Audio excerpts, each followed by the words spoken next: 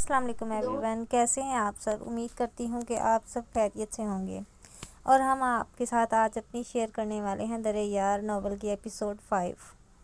تو ہم اسے سٹارٹ کرتے ہیں۔ Late start. وہ ہچکیوں سے روتی مسلے پر بیٹھی رب سے ہم کلام تھی۔ بدن ہولے ہولے لرز رہا تھا، گرے آنکھیں رو رو کر سوج چکی تھیں۔ وہ کمرے میں داخل ہوتی عنایہ نے اس کی دگرگوں حالت دیکھی تو دل دکھ سے بھر گیا۔ وہ ابھی عالیہ بیگم کو سلا کر آئی تھی، اور یہاں ماہی کو اس حال میں دیکھ کر اس کی آنکھیں نم ہو گئیں۔ اس نے بھی تو اپنے باپ کو کھویا تھا، فرق یہ تھا کہ اس نے ان کا لمس تک محسوس نہ کیا تھا۔ باپ کیا ہوتا ہے وہ یہ نہیں جانتی تھی۔ بچپن سے اسے اپنے ماموں کو باپ کی جگہ دیکھا تھا۔ اس کو اس حال میں پوری طرح روتے دیکھ وہ جلدی سے آگے بڑھی اور اسے تھام کر گلے سے لگا لیا، جبکہ وہ اس کا سہارا پا کر مزید بکھر گئی۔ انا، بابا ٹھیک تو ہو جائیں گے نا؟ مجھے ڈر لگ رہا ہے۔ بھائی اور عبران نے بھی کچھ صحیح سے نہیں بتایا۔ لرزتی آواز میں اس نے اپنے خدشے بیان کیے۔ انشاءاللہ سب ٹھیک ہو جائے گا ماہی، تم فکر نہیں کرو، ماموں جلد صحت یاب ہو جائیں گے۔ ٹھہرے اور پرسکون لہجے میں اس کا سر تھپکتے ہوئے گویا ہوئی۔ اس کی بات پر ماہی نے دل میں ٹھہراؤ محسوس کیا تھا۔ اپنے آنسو پونچھتے وہ اس سے الگ ہوئی۔ انشاءاللہ، اس نے مدھم آواز میں کہا اور اپنا چہرہ صاف کر کے اٹھ کر جائے نماز لپیٹنے لگی۔ عنایہ پہلے ہی اٹھ چکی تھی۔ چلو شاباش، تم لیٹو، میں دودھ لے کر آتی ہوں، پی کر تھوڑی دیر سو جاؤ، صبح انشاءاللہ ہاسپٹل بھی جانا ہے نا؟ وہ اسے بیڈ پر لٹاتی کمبل اڑا کر باہر نکل گئی۔ لیٹتے ہی بابر صاحب کا مسکراتا چہرہ سوچ کر اس کی آنکھوں میں آنسو آ گئے، جو بے آواز بہتے کن پٹیوں میں جذب ہو گئے۔ چلو یہ دودھ پیو اور تھوڑی دیر کے لیے سو جاؤ۔ قدموں کی آہٹ پر وہ جلدی سے اپنے آنسو صاف کرتی سیدھی ہو گئی۔ اس کی بات سن کر اٹھ بیٹھی۔ تھوڑا دودھ پی کر اس نے گلاس واپس کر دیا۔ سائڈ ٹیبل پر گلاس رکھ کر عنایہ اس کے سرہانے بیٹھتی اس کے بالوں میں انگلیاں چلانے لگی، جس سے تھوڑی دیر میں اس کی آنکھ لگ گئی۔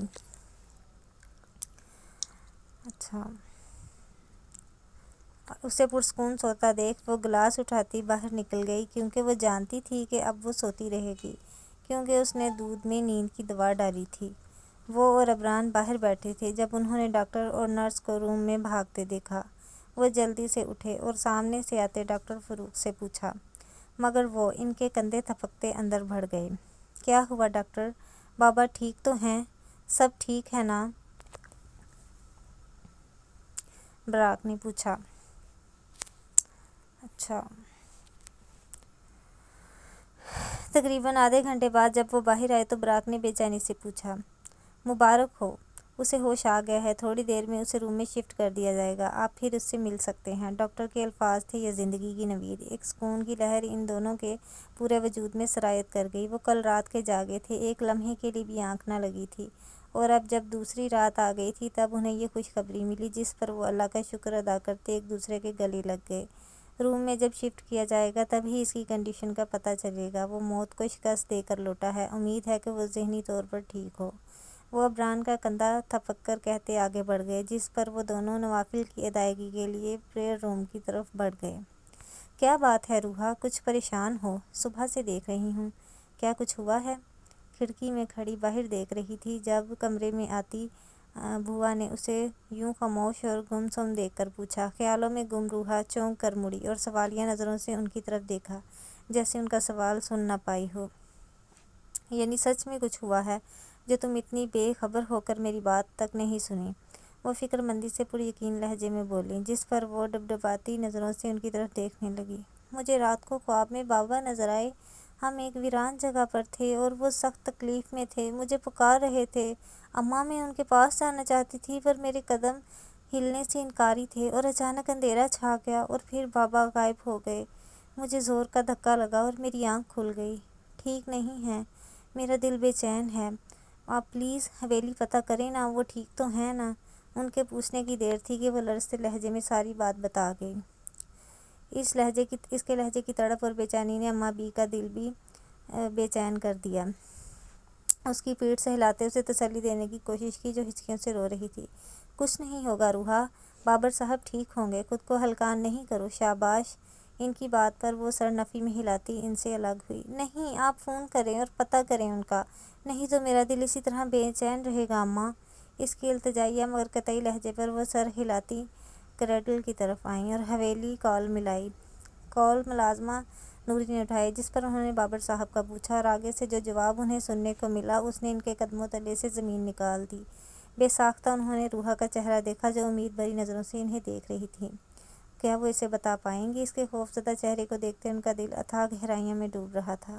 کیا بات ہے اماں، چپ کیوں ہیں؟ بابا ٹھیک تو ہیں نا؟ انہیں ساکت و جامد دیکھ کر اس کا دل کئی اندیشوں میں گھرا۔ وہ دل کی حالت پریشان ہوتی ان سے پوچھ بیٹھی۔ انہیں اس طرح ساکت دیکھ کر وہ جلدی سے آگے بڑھی اور ریسیور تھام کر کان سے لگایا، اور جو خبر وہاں سے ملی اس نے ساتوں آسمان اس کے سر پر گرا دیے۔ وہ پتھر کے مجسمے میں ڈھل گئی، چہرہ لٹھے کی مانند سفید ہو گیا۔ اس سے پہلے وہ لڑکھڑا کر گرتی، اماں بی نے اسے تھام لیا۔ کچھ نہیں ہوگا روحا، شاہ سائیں ٹھیک ہو جائیں گے، سنبھالو خود کو۔ اس کا سر اپنے سینے سے لگائے وہ اس کی کمر سے ہلاتے ہوئے بولیں، مگر وہ اپنا ضبط کھوتی ان کے حصار میں ہچکیوں سے روتی چلی گئی۔ تسلی کے لیے ان کے پاس الفاظ نہیں بچے تھے، وہ محض اس کے سر کو سہلا کر رہ گئیں۔ شاہ حویلی کی بے حسی کو دیکھ کر ان کے دل میں درد کی لہر اٹھی تھی۔ اگر وہ آج وہاں فون نہیں کرتی تو انہیں پتہ بھی نہ چلتا۔ کیا وہ اس کے باپ نہیں تھے؟ لیکن یہ تو ازل سے روایت تھی جس میں پگڑیوں کے کیے گئے فیصلے چادریں بھگتتی ہیں۔ اب بھی بابر صاحب کے کیے گئے جذباتی فیصلے نے روحا کی زندگی کو سوالیہ نشان بنا دیا تھا۔ خدا نخواستہ اگر آج وہ بابر صاحب نہ رہیں تو اس کا کیا بنے گا؟ اگر انہیں کچھ ہو جاتا تو کیا وہ تب بھی اسے نہ بتاتے؟ ان تمام سوچوں کو سوچتے اماں بھی آنکھوں سے اشک روانی سے بہہ رہے تھے، جو اذیت سے لرزتی روحا کے بالوں میں جذب ہو گئے۔ پیشنٹ کو ہوش آ گیا ہے، آپ چاہیں تو ان سے مل سکتے ہیں، مگر ایک ایک کر کے، پلیز کراؤڈ نہیں کرنا۔ کے باہر کھڑے تھے جب نرس باہر نکلی اور بابر صاحب کے ہوش آئے یوں وہ دونوں باہر آنے کی خوشخبری سنائی، جس پر وہ نم آنکھوں سے ایک دوسرے کے گلے لگ گئے۔ مبارک ہو بچوں، بابر اب خطرے سے باہر ہے۔ یہ دوسرا اٹیک تھا، مگر اللہ کا کرم ہے کہ اب وہ ٹھیک ہیں۔ نرس کے جاتے ہی ڈاکٹر فاروق باہر نکلے اور ان کی کنڈیشن کے بارے میں بتایا۔ عبران کے اشارے پر براق اندر کی طرف بڑھ گیا، جبکہ عبران فون پر بی جان کو خوشخبری سنانے کے لیے باہر کی طرف مڑا۔ السلام علیکم بی جان، کیا بات ہے عبران؟ بابر ٹھیک تو ہے نا؟ کیا انہیں ہوش آ گیا؟ فون اٹھاتے ہی اسے معمول کے مطابق سلام کیا تھا کہ بی جان بنا سانس لیے گویا ہوئیں۔ ان کی بے چینی پر وہ زیر لب مسکرایا۔ سب ٹھیک ہے بی جان، اور چاچو کو ہوش آ گیا ہے اللہ کے کرم سے، وہ مدھم لہجے میں انہیں تسلی دیتے ہوئے بولا۔ اور ویسے بھی عبران نے آنے سے منع کر دیا تھا، ایک تو سفر لمبا اور دوسرا وہاں آ کر وہ مزید پریشان ہو جاتی، اس لیے اس نے آنے سے منع کر دیا۔ اور اللہ کا لاکھ لاکھ شکر ہے، میں بھی ابھی وہاب سے کہہ کر صدقہ نکلواتی ہوں، اور پھر ہم ہاسپٹل آئیں گے۔ آپ اپنا اور بابر کا دھیان رکھیے گا۔ انہوں نے الوداعی کلمات ادا کرتے فون بند کر دیا۔ کیا بات ہے براق، چاچو ٹھیک تو ہیں نا؟ وہ بغور اس کا چہرہ دیکھ کر گویا ہوا۔ وہ ٹھیک ہیں، صرف تمہیں بلا رہے ہیں، میں ذرا باہر راحل سے بات کر کے آتا ہوں، اوکے؟ اس کے سوال پر وہ مدھم لہجے میں بولا اور اس کا کندھا تھپ تھپا کر باہر کی طرف بڑھ گیا۔ آہل اور اس کے گھر والے کل صبح ہی حویلی پہنچ گئے تھے۔ اس کی بات پر وہ پرسوچ انداز میں آنکھیں سکیڑتا اندر وارڈ کی طرف بڑھ گیا۔ السلام علیکم چاچو، کیسی طبیعت ہے آپ کی؟ وہ کمرے میں داخل ہوا تو سامنے نرس انہیں انجیکشن لگا رہی تھی۔ بھاری گمبھیر آواز پر اس نے اور بابر صاحب نے سامنے دیکھا، جہاں وہ بلیک پینٹ اور بلیک ہی شرٹ میں بالوں کی پونی کیے، جس میں سے کچھ لٹیں اس کے ہلکی شیو والے گالوں پر جھولتی اس کی وجاہت کو مزید نمایاں کر رہی تھیں۔ نیند کے خمار سے سرخ آنکھیں اور گھنی مونچھوں تلے دبے ہونٹ۔ ایک مرتبہ نرس بھی دیکھ کر اسے ٹھٹکی۔ اس کی نظروں کی تپش پر اس نے ناگواری سے اسے گھور کر دیکھا، جس پر وہ سٹ پٹا کر اپنا سامان سمیٹتی کمرے سے نکل گئی۔ اس کی نظریں اتنی سرد اور ناگوار تھیں کہ وہ ٹھہر ہی نہ سکی۔ اف، شکر بچ گئی۔ کیسے دیکھا تھا اس نے؟ اتنی سرد نظریں تھیں اس کی، لیکن اتنے حسن پر یہ بے نیازی اچھی لگتی ہے۔ باہر آ کر وہ اپنی سانسیں بحال کرتی ہلکا سا بڑبڑاتی کمرے پر آخری نگاہ ڈال کر آگے بڑھ گئی۔ اس کے چلے جانے پر وہ مشکل سے اپنا غصہ قابو کرتا بابر صاحب کی طرف متوجہ ہوا، جو اسے ہی دیکھ رہے تھے۔ کیسا محسوس کر رہے ہیں آپ؟ ان کے پاس آ کر وہ ہلکا سا جھکتا پوچھ رہا تھا۔ میں ٹھیک ہوں، میں ٹھیک تبھی ہو سکتا ہوں عبران، جب مجھے سکون مل جائے۔ وہ مدھم اور نکاہت بھرے لہجے میں اس کا ہاتھ اپنے کپکپاتے بائیں ہاتھ سے تھام کر بولے۔ ان کی بات پر وہ کچھ چونکا۔ ایسا کیا ہے چاچو جو آپ کو سکون نہیں لینے دیتا؟ مضبوطی سے ان کا ہاتھ تھام کر سوالیہ لہجے میں بولا۔ روحا کی فکر مجھے چین نہیں لینے دیتی عبران۔ وہ تنہا کب تک جیے گی؟ کسی نہ کسی کا سہارا تو چاہیے ہوتا ہے۔ میں کب تک رہوں گا؟ وہ کانپتے لہجے میں مدھم آواز میں بولے۔ ان کی بات اور لہجے میں موجود اندیشوں پر عبران کے سینے میں موجود دل لرزا تھا۔ میں چاہتا ہوں کہ اسے تم سہارا دو عبران، اور انکار مت کرنا۔ میں چاہتا ہوں کہ اسے تم سہارا دو عبران، اور انکار مت کرنا۔ اسے چپ دیکھ کر وہ وقت ضائع کیے بنا جلدی سے بولے۔ ان کی بات تھی یا کوئی سور اسرافیل جو عبران کے کانوں میں گونجا۔ اسے لگا کہ 7 آسمان اس کے سر پر آ گرے۔ عبران کے لیے یہ تو ناممکن نہ تھا۔ وہ قسمت کی ستم ظریفی پر ششدر تھا کہ ان کے کھانسنے پر ہوش میں آیا۔ سرد و سپاٹ نظروں سے اس نے ان کا چہرہ دیکھا جو امید بھری نظروں سے اس کی طرف دیکھ رہے تھے۔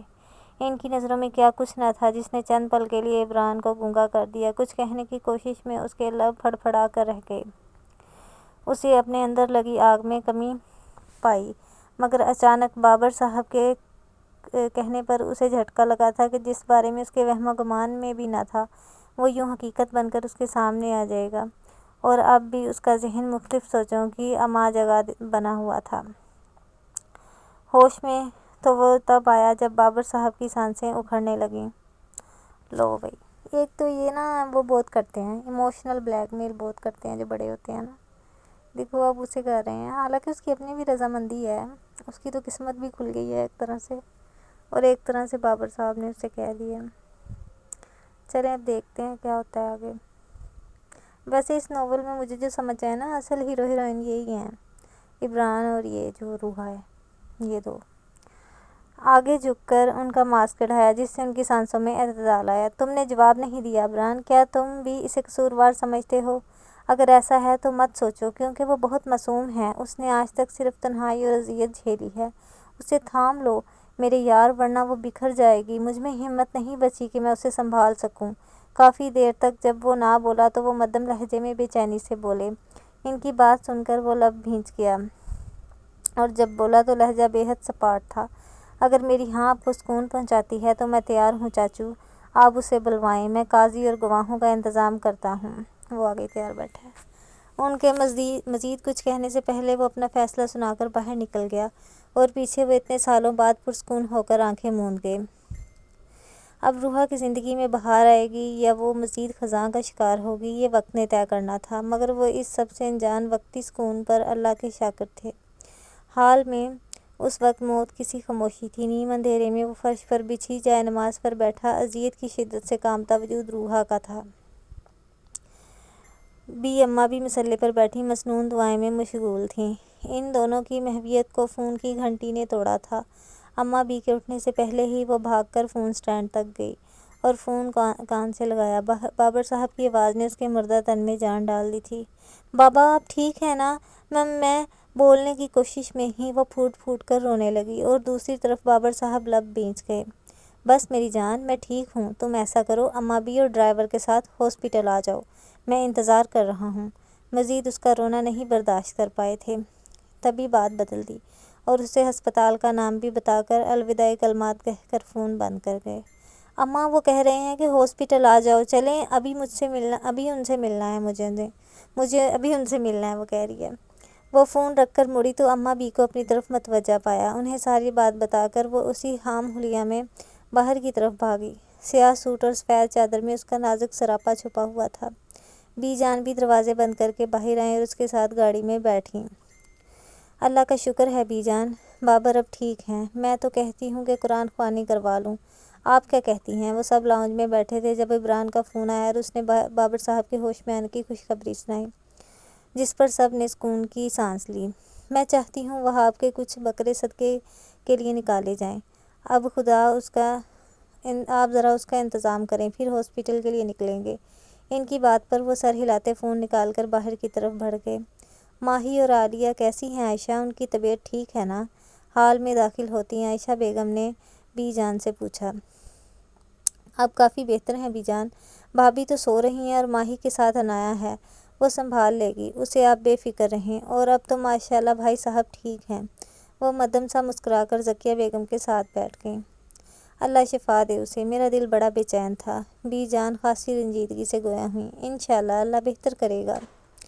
روحا شاہ ولد بابر شاہ، آپ کو عمران شاہ ولد اورنگزیب شاہ سے 50 لاکھ حق مہر سکہ رائج الوقت قبول ہے۔ مولوی کے الفاظ سیسا بن کر روحا کی سماعتوں میں اترے تھے۔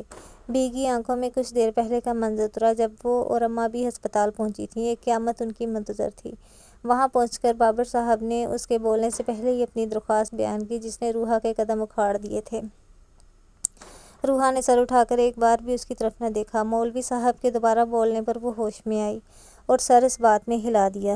تینوں بار اس نے سر ہلا کر رضامندی دی اور کانپتے ہاتھوں سے نکاح نامے پر دستخط کر دیے۔ خود کو ہمیشہ کے لیے اس کے نام کر دیا جس سے وہ صرف 2 دفعہ ملی تھی۔ اس کا بایاں ہاتھ بابر صاحب کی گرفت میں تھا۔ سائن کر کے وہ اسی ہاتھ پر سر ٹکا کر رو دی۔ وہ لب بھینچ کر نگاہوں کا زاویہ بدل گیا۔ مولوی صاحب کے پوچھنے پر اس نے سرد و سپاٹ لہجے میں اقرار کر کے نکاح نامے پر دستخط کر دیے۔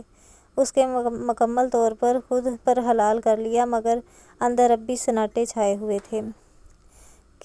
کسی احساس کا نام و نشان تک نہ تھا اس کے اندر۔ جلدی کریں وہاب، جلدی نکلیں گے تو ہی وقت پر پہنچ پائیں گے۔ ہال میں داخل ہوتے وہاب صاحب کو دیکھ کر بی جان گویا ہوئیں، جس پر وہ سر اسبات میں ہلاتے گیسٹ روم کی طرف بڑھ گئے اور بی جان تیار ہونے اپنے کمرے کی طرف چل دیں۔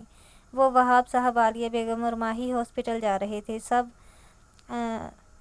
سب اکٹھے نہیں جا سکتے تھے تو اس لیے آج یہ لوگ جا رہے تھے اور باقی سب نے کل جانا تھا۔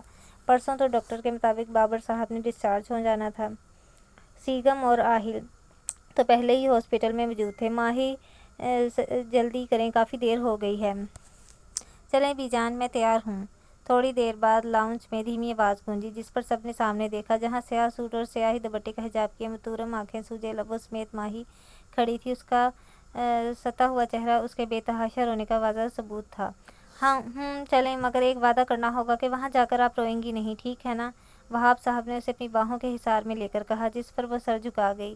سب اس کے پسماردہ چہرے کو دیکھ کر افسردہ تھے کہ وہ گھر کی رونق تھی۔ اس کی وجہ سے گھر میں ہمہ وقت ہنسی کی چھنکار گونجتی رہتی تھی، لیکن اب وہ ایک ہی دن میں مرجھا گئی تھی۔ بابر انشاءاللہ ٹھیک ہو جائیں گے، آپ فکر مت کریں۔ آپ کو ایسے دیکھ کر وہ پریشان ہوں گے، بی جان نے اس کی پیشانی چوم کر اسے تسلی دیتے ہوئے کہا، جس میں سے ایک بی جان، ماہی اور عالیہ بیگم بیٹھی تھیں جبکہ دوسری میں وہاب صاحب اور سیف سوار ہوئے۔ 4 گاڑیوں کا یہ قافلہ ہسپتال کی طرف روانہ ہوا۔ پیچھے کھڑی عائشہ بیگم، ذکیہ بیگم اور عنایہ نے دھول اڑاتی گاڑیوں کو دیکھ کر بابر صاحب کی صحت یابی کی دعا گو تھیں۔ مولوی صاحب کو رخصت کر کے وہ ابھی واپس آیا تو براق سیگم اور آہل کو اپنی طرف متوجہ پا کر ایک گہرا سانس بھر کر رہ گیا۔ اس نے آہل اور سیگم کو ایمرجنسی میں بلوایا تھا، وہ تو انہیں وہاں آ کر اس کے ارجنٹ نکاح کا پتہ چلا تھا۔ ابھی ان کی نظروں میں کئی سوالات تھے جن کے جواب دینے کے وہ موڈ میں نہیں تھا، اس لیے وہ انہیں نظر انداز کر کے براق کی طرف متوجہ ہوا جو اپنے فون میں مگن تھا۔ کیا بات ہے، کافی چپ ہو، وجہ جان سکتا ہوں؟ اس نے جان بوجھ کر اسے بولنے پر اکسایا جبکہ وہ وجہ سے انجان نہیں تھا، بس ایسے ہی۔ خیر مبارک ہو نکاح کی، سنجیدہ سے لہجے میں کہہ کر اس نے بات بدل دی۔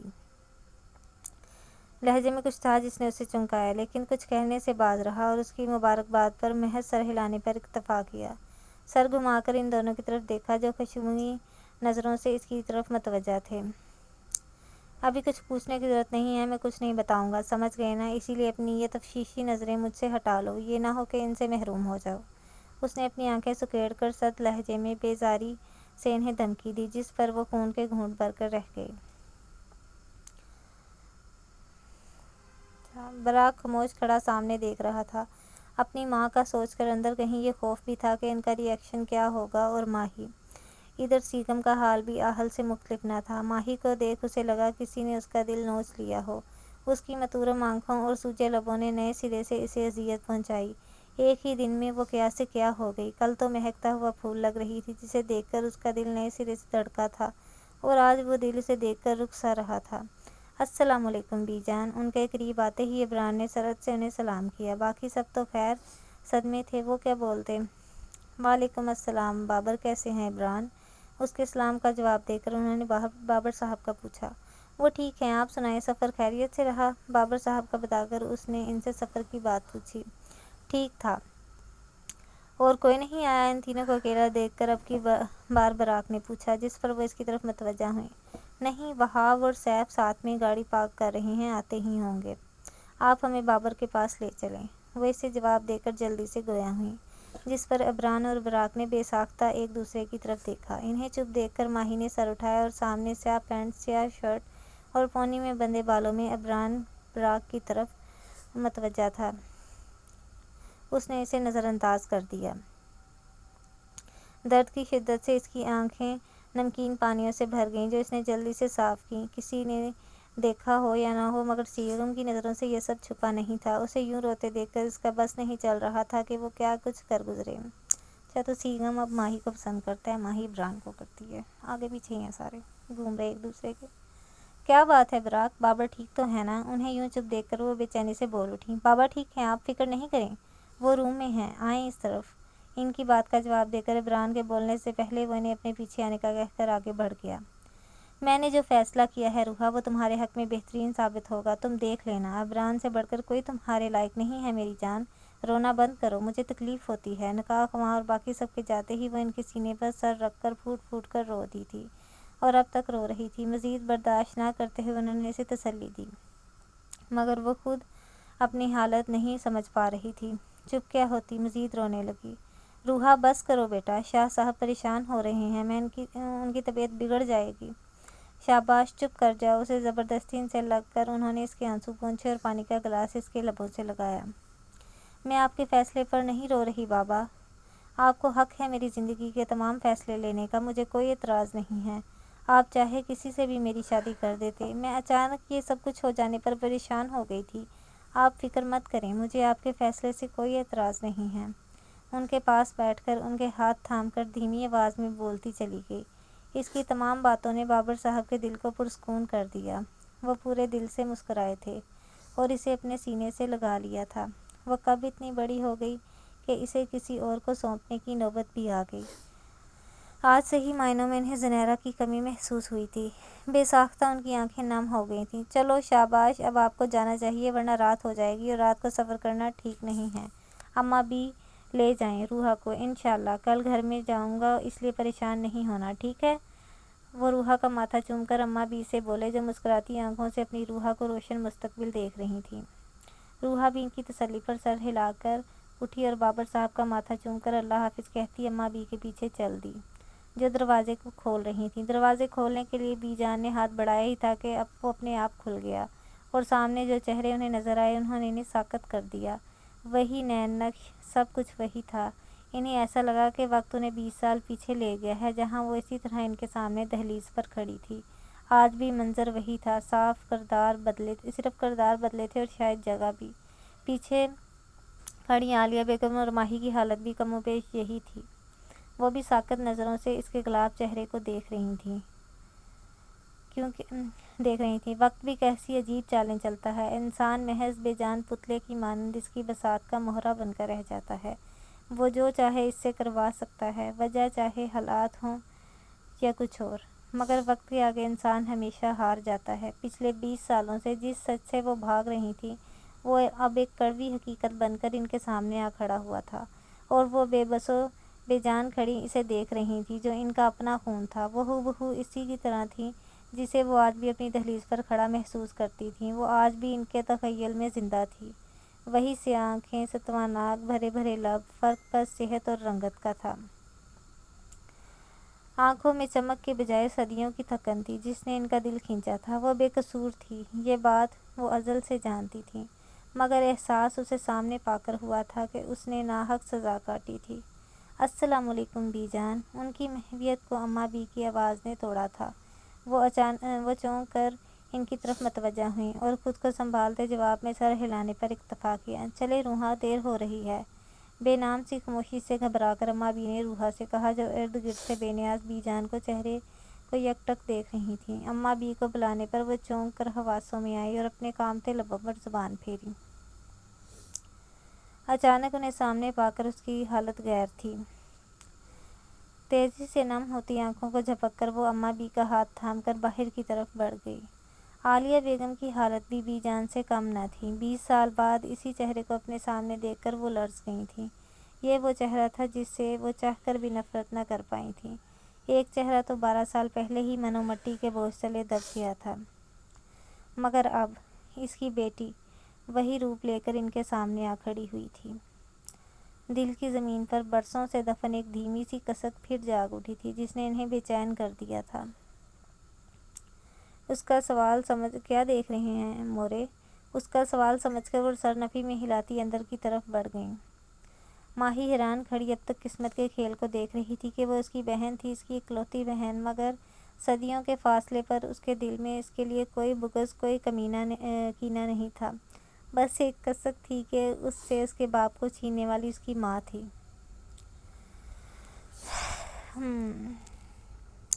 اس لیے اس کے دل میں اس کے لیے نہ نفرت تھی نہ محبت، بس خاموشی تھی جو آگے چل کر نہ جانے کیا بنتی، یہ وقت نے طے کرنا تھا۔ یہ براق بہت کمینہ ہے، کیا ضرورت تھی ان سب کو اندر لے کے جانے کی؟ کوئی بہانہ بھی تو کیا جا سکتا تھا، مگر نہیں، اپنی کمینگی جب تک ظاہر نہیں کرے گا وہ براق کیسے کہلائے گا؟ تب کر بولتے آہل نے دانت کچکچائے تھے، گویا براق کو دانتوں میں پیسا ہو۔ صحیح کہہ رہا ہے، ذرا گھر چلنے دے، اس کی صحیح سے مرمت کریں گے، کمینہ کہیں گا۔ آہل کی بات سن کر بیگم نے بھی اپنے عزائم سے انہیں آگاہ کیا۔ کب سے ان کی لان تانیاں سنتے عبران نے بیزاری سے آنکھیں گھمائی تھیں کہ نگاہ سامنے سے آتی روحا پر ٹک گئی۔ سیاہ سوٹ میں سفید چادر سے اپنے نازک سے سراپے کو ڈھکے نظریں جھکائے سامنے سے اپنی دھیمی چال چلتی ہوئی آ رہی تھی۔ اپنے دل کی بدلی حالت پر وہ حیران تھا۔ پل بھر کی بات تھی، اس نے اپنے چہرے کے تمام تاثرات بڑی مہارت سے چھپا لیے۔ اب اس کے چہرے پر سوائے سرد پن کے کچھ نہ تھا۔ ایک بار جو کوئی اس کی آنکھوں میں جھانک لیتا، وحشت اور جنون کے آباد ہوئے جہاں پر جھرجھری لے کر رہ جاتا۔ اب بھی سامنے روحا کو دیکھتی اس کی آنکھیں خالی تھیں، وہ اپنے دھیان میں گمسم چلی آ رہی تھی۔ اچانک ان سب کا سامنا اس کے قدموں کو اکھاڑ گیا۔ وہ اسی ادھیڑ پن میں محو تھی کہ کسی کی نظروں کی تپش نے اسے بے چین کیا۔ سر اٹھا کر دیکھنا چاہا تو نگاہ سامنے کھڑے عبران سے ٹکرائی۔ اس نے سوکھے لبوں پر زبان پھیر کر انہیں تر کر کے اپنی سی کوشش کی اور بے ساختہ اماں بی کا ہاتھ زور سے پکڑ لیا۔ اس کی سخت گرفت پر اماں بی نے چونک کر اس کی ہوائیاں اڑتے چہرے کو دیکھا۔ کیا بات ہے روحا، طبیعت ٹھیک تو ہے نا؟ انہوں نے کچھ بے چین ہو کر اس سے استفسار کیا۔ وہ تیزی سے ان کا ہاتھ تھام کر چلتی ہوئی باہر نکل گئی، مگر اس کے سامنے سے گزرتے ہوئے اس کا دل تیزی سے دھڑکا تھا۔ وہ سامنے سے اس کی غیر ہوتی حالت دیکھ رہا تھا، اس کا کانپنا، لبوں پر زبان پھیرنا اور گھبرا کر راہ فرار اختیار کرنا۔ اس کے لبوں پر ایک دھیمی مسکان بکھیر گیا۔ دل نے ایک بیٹ مس کی تھی۔ وہ ہوا کے ایک جھونکے کی مانند اس کے سامنے سے گزر گئی تھی۔ اس کے مڑنے پر اس نے گہرا سانس لے کر رخ پھیرا کہ سامنے آہل اور سیگم کو آنکھیں پھاڑے اپنی طرف متوجہ پایا۔ Not again! آنکھیں گھما کر بیزاری سے کہتا وہ سیل نکال کر کال ملاتے ہوئے مڑ کر باہر نکلا۔ پیچھے وہ اس کا ایسا اگنورنس دیکھ کر حیران و پریشان ایک دوسرے کا منہ دیکھ کر رہ گئے۔ ہمارا ایک مقام ہے معاشرے میں اور ہم ایسے نیچ ذات رکھنے والوں سے ملنا پسند نہ کریں، اور تم ہمیں اپنا رشتہ دار بتا رہی ہو؟ اوقات مت بھولو اپنی خاتون! وہ اس کی بات سن کر خود پر قابو کھو کر غیظ و غضب سے گرجے تھے۔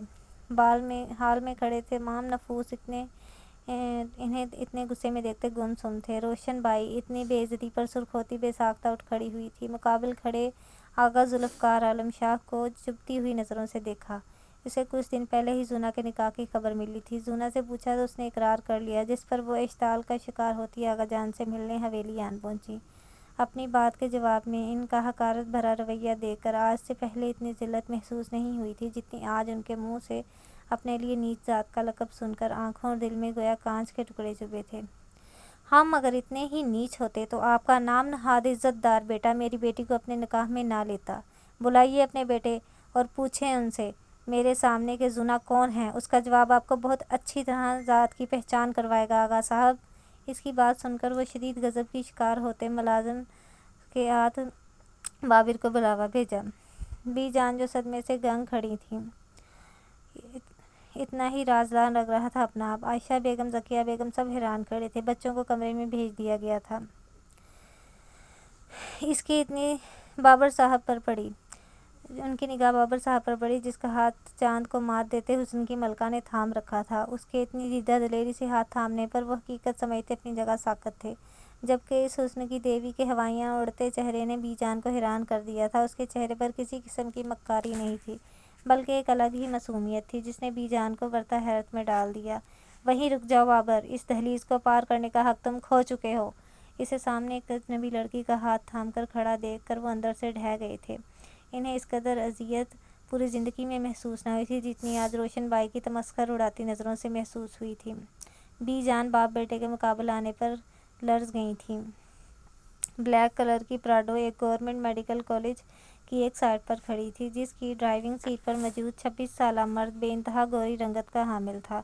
گہری سبز آنکھیں جن میں ہلکی سرخی انہیں اور خوبصورت بناتی تھی، روشن کشادہ پیشانی پر لاتعداد بل اس کے خفیف غصے کا اعلان کر رہے تھے۔ وہ تھا بھی بے انتہا ضدی اور اکھڑو بدلحاظ، ہوتا بھی کیوں نہ آخر شاہ حویلی کا لاڈلا سپوت سردار براک شاہ تھا۔ ہلکے انابی ہونٹ کثرت سے سگریٹ نوشی کے گواہ تھے جو اس وقت بھنچے ہوئے تھے۔ چوڑا سینہ اور مضبوط بازو اس کی باقاعدگی سے جم جانے کے گماز تھے، جس سے اس کے ہلکے شیو بائیں گال پر ڈمپل پڑا جس نے اس کی وجاہت میں اور اضافہ کیا تھا۔ یہ مغرور شہزادہ شاذ و نادر مسکراتا تھا، لیکن ایسی مسکراہٹ صرف اسی کے لیے مختص تھی جو اب بھی اس کے سامنے موجود گیٹ پر کھڑی اپنی دوست سے مل رہی تھی۔ سفید یونیفارم جو خاصا کھلا تھا، مہرون حجاب، سفید دوپٹے کی پٹی جس کے اطراف میں مہرون فال لگی تھی۔ یہ تھی الینا احمد، میڈیکل کے 4تھ ایئر کی اسٹوڈنٹ، جو اس مغرور شہزادے کی یہاں موجودگی کی وجہ تھی، جسے اس نے 6 مہینے قبل اسی کالج کی ایک فیئر ویل سرمنی میں دیکھا تھا جب وہ وہاں اپنے باپ کی جگہ چیف گیسٹ کی حیثیت سے ان کے لیے بے حد اصرار پہ آیا تھا۔ پر کہتے ہیں نا کہ محبت میں رنگ، نسل، مقام، مرتبہ کہاں دیکھتی ہے۔ اسے اس سے محبت ہو گئی تھی جس کے آگے گھٹنے ٹیکنے میں اسے محض 1 ہفتہ لگا تھا۔ تبھی تو اس کی چھان بین نام و پتہ ڈھونڈنے کے بعد اسے دیکھنے کے لیے آتا۔ 1-2 بار اس نے الینا سے بات کرنے کی کوشش کی، مگر ہر بار وہ اسے کلاس ڈفرنس کا غصہ دانہ دے کر راستہ بدل لیتی اور وہ ہر بار اسے دیکھ کر رہ جاتا، کچھ اپنے سٹیٹس اور کچھ اس کی عزت کے خیال سے۔ اس نے زبردستی نہیں کی تھی، ورنہ وہ 2 منٹ میں اس کا دماغ درست کر دیتا۔ آخر اس کی اگنورنس وہ اپنی ضدی فطرت کے خلاف بڑی مشکل سے برداشت کر رہا تھا، لیکن آج وہ ہر صورت میں اس سے بات کرنا چاہتا تھا کیونکہ گھر میں موریں زور و شور سے عنایہ کے لیے راستے ہموار کر رہی تھیں۔ روز کی طرح آج بھی اسے سامنے دیکھ کر الینا کا حلق کڑوا ہو گیا، مگر آج خلاف توقع وہ اپنی جگہ سے نہیں ہلی۔ شاید وہ بھی اس ڈرامے سے تنگ آ چکی تھی۔ سامنے موجود شخص اپنی لمبی ہائٹ، چوڑی بلٹ اور بے انتہا پرکشش نکوش سے کسی بھی لڑکی کا آئیڈیل ہو سکتا تھا، مگر سامنے الینا احمد تھی جسے خوابوں میں رہنے کی عادت نہ تھی۔ حالات نے اسے وقت سے پہلے بڑا کر دیا تھا۔ میں کئی مرتبہ آپ سے کہہ چکی ہوں کہ ہماری کلاس میں بے تحاشا فرق ہے۔ یہ بات آپ کو سمجھ نہیں آتی کیا؟ اور کس زبان میں سمجھاؤں جو آپ کو سمجھ آ جائے؟ نتنے پھیلا کر وہ دوبارہ چلائی۔ وہ اس کے نقوش ازبر کرنے میں مگن تھا کہ اس کے چلانے پر چونک گیا، جو ہر بار اسے نئے سرے سے بے چین کر دیتا۔ اب بھی وہ اسے دیکھتے بے خود ہوا تھا۔ اپنی بات کے جواب میں اس کی خاموشی اور اس کی بیہودہ حرکت پر وہ نئے سرے سے اشتعال کا شکار ہوتی، بجائے سخت بات کہنے کے جی بھر کے اس پر لعنت بھیجتی آگے بڑھی۔ اگر میری بات تم تحمل سے سن لو گی تو یہ تمہارے حق میں بہتر ہوگا۔ وہ اپنی بھاری گمبھیر آواز میں گویا ہوا، الفاظ کے برعکس لہجہ وارننگ دیتا ہوا تھا۔ اطراف میں موجود کافی لڑکیوں اور لڑکوں کو اپنی طرف متوجہ دیکھ کر الینا ذلت کے احساس سے مر جانے کی دعا کر رہی تھی۔ کسمسا کر ہاتھ چھڑانے کی کوشش کی، مگر مقابل شاید اس کے لیے تیار نہ تھا۔ اس نے رکھ کر بائیں ہاتھ کا تھپڑ براک کے دائیں گال پر دے مارا، جبکہ مقابل اس جرأت پر سناٹے میں گھرا کھڑا رہ گیا تھا کہ دھان پان سے اس وجود سے کہاں اسے یہ امید تھی۔ آج بابر صاحب شفٹ ہو کر گھر آ رہے تھے، اس لیے گھر میں افراتفری مچی تھی۔ ابران نے گھر پر ہی ان کے لیے وارڈ بوائے کا انتظام کر لیا تھا، جس کی وجہ سے ڈاکٹروں نے انہیں ڈسچارج کر دیا تھا۔ انہیں لانے کے لیے ابران براک ہی گئے تھے، باقی سب گھر میں تھے۔ اس دن کے ہوئے سامنے کا ذکر کسی نے بھی بابر صاحب سے نہیں کیا تھا، نہ ہی انہوں نے بات کو چھیڑا تھا۔ اس دن روحا کو سامنے دیکھ کر بی جان کی جو حالت ہوئی سو ہوئی، مگر ماہی کا دل نہ جانے کیوں بے چین ہوا تھا۔ ان دنوں آہل یہیں تھا اور اس کی پیغام دیتی نظروں نے عنایہ کو سخت مشکل میں ڈال دیا تھا۔ بابر صاحب کی طبیعت خراب ہونے سے پہلے عالیہ بیگم نے ذکیہ بیگم سے رشتے کی بات کی تھی۔ اسے پورا یقین تھا کہ یہ بات یہیں ختم نہیں ہونی تھی، ماموں کے ٹھیک ہوتے ہی یہ بات دوبارہ شروع ہوگی اور اگر اسے پتہ چل گیا تو اس کا ری ایکشن کیا ہوگا؟ اس بارے میں سوچتے اس کا دل بیٹھتا جا رہا تھا۔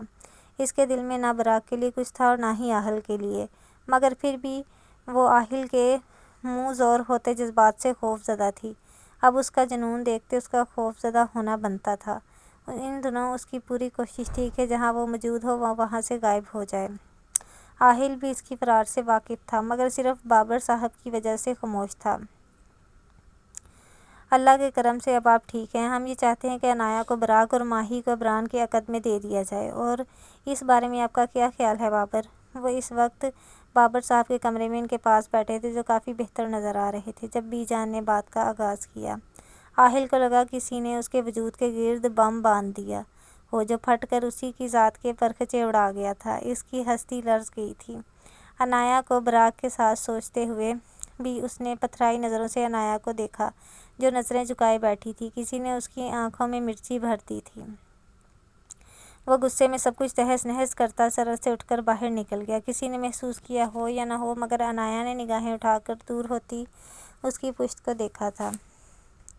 عبران تو خیر موجود ہی نہیں تھا، مگر دل کی خواہش کو یوں پورا ہوتے دیکھ کر ماہی خوشگوار حیرت میں مبتلا تھی۔ وہ رب کا جتنا شکر کرتی کم تھا جس نے اس کی سن لی تھی۔ اس کا دل شکر کے احساس سے سجدہ ریز تھا۔ براق نے تو سن کر ہی چپتی ہوئی نظروں سے عالیہ بیگم کو دیکھا، جنہوں نے فوراً نظریں چرائیں تھیں۔ ان کو یوں فرار اختیار کرتے دیکھ وہ لب بھینچ گیا۔ بابر صاحب کو رویہ صحت ہوتے دیکھ کر عبران آج ہی میٹنگ کے لیے کراچی گیا تھا۔ آنے والے حالات اور عبران کے ری ایکشن کا سوچتے وہ گہرا سانس بھر کر رہ گیا۔ سیغم تو اپنے دل کو اوائل مراحل پر ٹوٹتا دیکھ کر ساکت تھا کہ دل نے ابھی تو دھڑکنا سیکھا تھا کہ بی جان کی بات نے اسے روک دیا، اور اوپر سے ماہی کے چمکتے چہرے نے باقی کسر پوری کر دی۔ سمجھ گیا کہ وہ اکیلا ہی ساگ میں جلے گا۔ جیسا آپ کو مناسب لگے بی جان، ہمیں کوئی اعتراض نہیں ہے۔ بابر صاحب کے بولنے سے پہلے ہی عالیہ بیگم نے حامی بھر لی۔ چلو بھائی، سیغم بیچارہ گیا۔ سیغم اپنے دل کی اس بہادری پر اف بھی نہ کر سکا۔ میں تمہیں بتا نہیں سکتی انا کہ میں آج کتنی خوش ہوں۔ اللہ سائی نے کتنی جلدی میری دعاؤں پر کن کہہ دیا ہے۔ کمرے میں آتے ہی عنایہ کو گلے لگاتے ماہی بولتی چلی گئی۔ اللہ تمہیں اسی طرح خوش رکھے، تمہارا دامن خوشیوں سے بھر دے، آمین۔ عبران کے ری ایکشن کا سوچتے ہوئے عنایہ کشمکش کا شکار تھی کہ کیا وہ اس رشتے کو قبول کرے گا، کیونکہ اس کا سابقہ رویہ اس کے سامنے تھا۔ لیکن وہ یہ سب ماہی سے نہیں کہہ سکتی تھی، بس اس کے حق میں دعا کر سکتی تھی، جو وہ پورے دل سے کر رہی تھی۔ باقی اب جو اس ذات نے طے کیا تھا یہ کوئی نہیں جانتا تھا۔ آپ ریسٹ کریں، مجھے کچھ کام ہے، شام میں آپ کی اپائنٹمنٹ ہے، پھر چلیں گے، اوکے؟ وہ بابر صاحب آج کراچی آئے تھے، جہاں ان کا کمپلیٹ چیک اپ ہونا تھا۔ انہیں ڈسچارج ہوئے آج ہفتہ ہو گیا تھا، اس لیے وہ انہیں لے کر یہاں کے مشہور کارڈیولوجسٹ کے پاس آیا تھا۔ وہ صبح یہاں پہنچے تھے، شام کی اپائنٹمنٹ تھی۔ یہاں آنے کا مقصد صرف اور صرف علینا سے ملاقات تھا، تاکہ وہ اس سے دو ٹوک بات کر سکے۔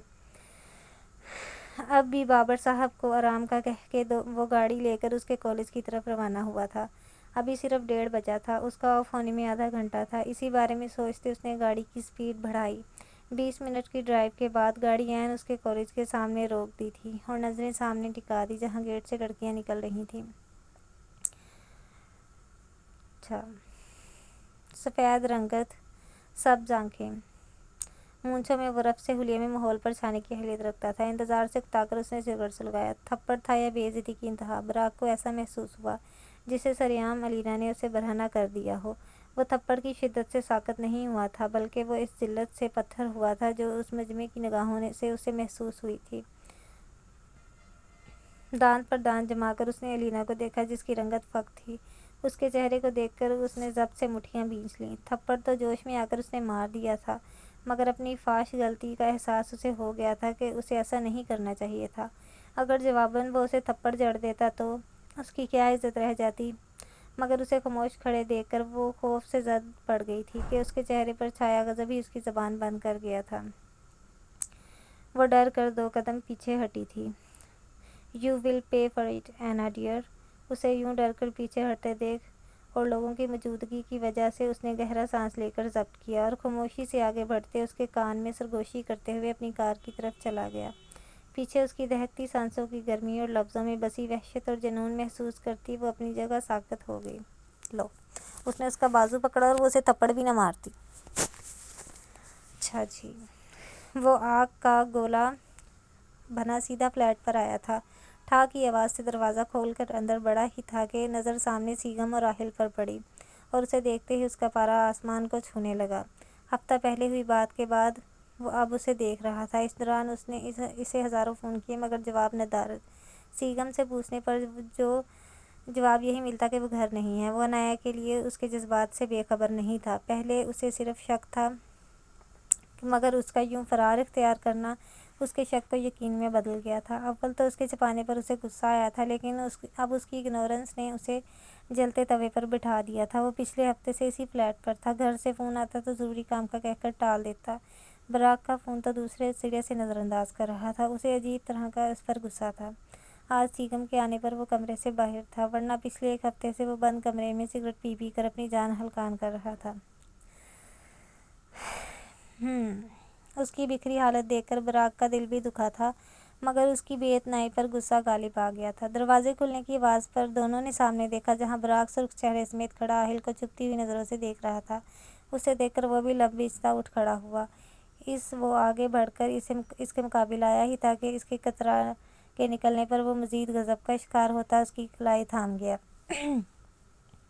جھٹکا دے کر اسے مقابل کھڑا کیا۔ براق کی حرکت نے راہل کا ٹیمپر بھی لوز کیا۔ وہ سنبھل کر سیدھا ہوتا جھٹکے سے اپنی کلائی آزاد کروا گیا۔ کیوں بزدلوں کی طرح منہ چھپا رہے ہو؟